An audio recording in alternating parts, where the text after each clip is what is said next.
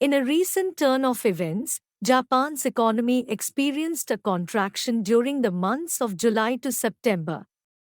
This unexpected downturn comes after two consecutive quarters of expansion and can be attributed to sluggish consumption and exports. As a result, the central bank now faces a more challenging task of gradually reducing its substantial monetary stimulus in the face of mounting inflationary pressures.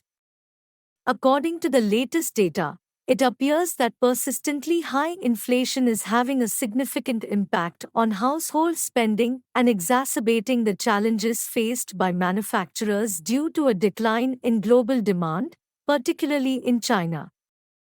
Considering the lack of a robust growth catalyst, it comes as no surprise that the Japanese economy might experience another contraction in the ongoing quarter. According to Takeshi Minami, the esteemed chief economist at Norinchukin Research Institute, it is imperative that we do not dismiss the possibility of Japan succumbing to a recession. According to the expert, the underwhelming growth and the looming threat of declining inflation might potentially hinder the Bank of Japan's plans to withdraw from its current policy of negative interest rates. In a recent revelation, government data has shown that the gross domestic product (GDP) of the world's third-largest economy has experienced a significant contraction.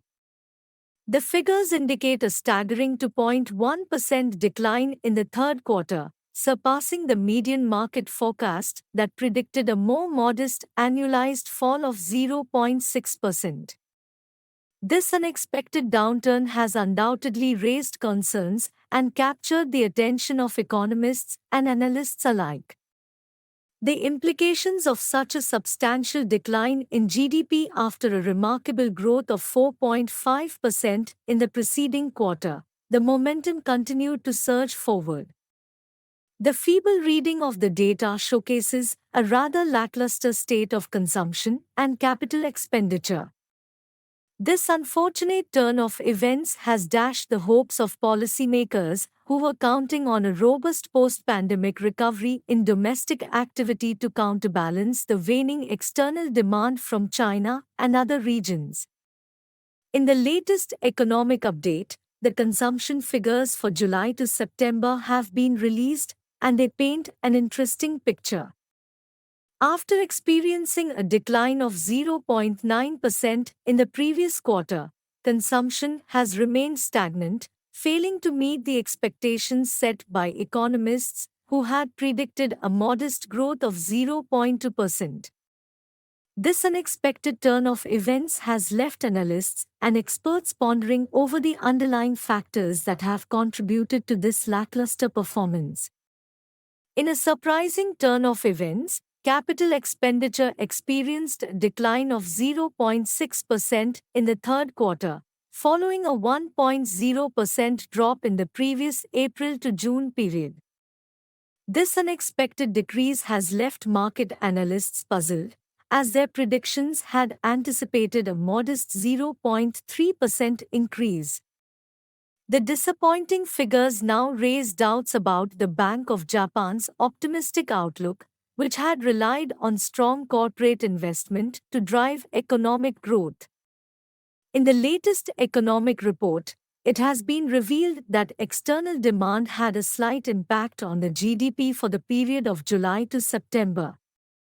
As anticipated, this impact was in line with expectations, with a decrease of 0.1 percentage point. The increase in service imports played a significant role in offsetting the gains made in auto exports.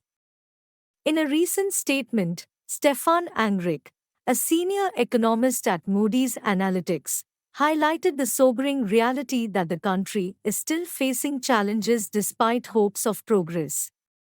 The disappointing figures from the third quarter serve as a stark reminder that we are not yet out of the woods. In a recent statement, it was revealed that the second quarter saw a notable boost in growth thanks to improved net exports. This positive development was primarily driven by increased car shipments and a flourishing tourism industry. Interestingly, these factors manage to counterbalance the prevailing weakness in domestic demand. In the ever-evolving landscape of global trade, it seems that the export recovery has reached its peak and is now showing signs of weakness once again.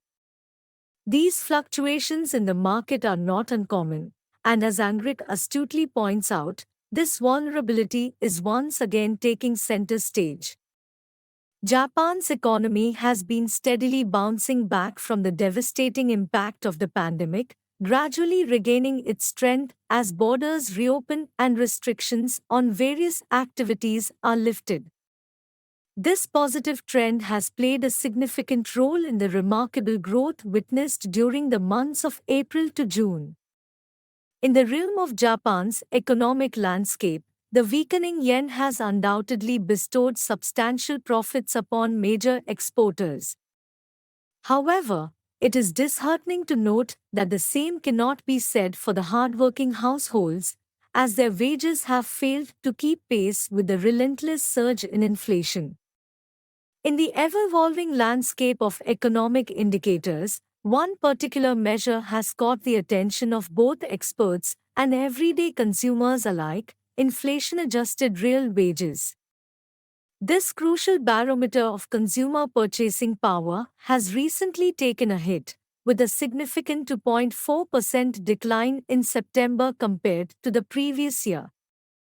This marks the 18th consecutive month of wage decreases, painting a concerning picture for individuals and families across the nation. In a recent development, Prime Minister Fumio Kishida has taken a proactive stance by urging companies to increase wages. Additionally, he has unveiled a comprehensive set of measures aimed at mitigating the impact of escalating living expenses on the economy.